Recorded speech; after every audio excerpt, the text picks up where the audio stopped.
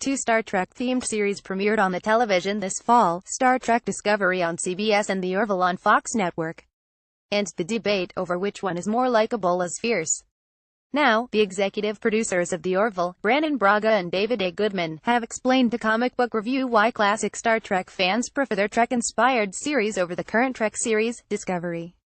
Goodman said at the New York Comic Con, "I think the difference for us is that the Orville creator Seth MacFarlane was very much aware he's making a show for everybody. That's what gets lost in the discussion of Star Trek fans liking and not liking a show. The original Star Trek was a show that millions of people watched, all over the world." He continued, "A subset of them, like me, are super passionate Star Trek fans. I've written 3 Star Trek books. I'm a big fan, but we represent a very small, tiny part of the audience that watches that show. Seth wanted to do a show that was for everybody. And I think that may be closer to the reason that people are making that connection.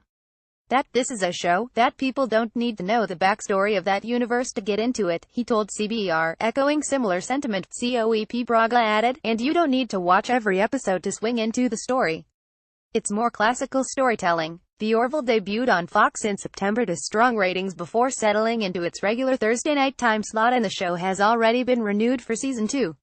It features a very familiar by design premise to Star Trek fans, a sci-fi comedy drama set in the 25th century.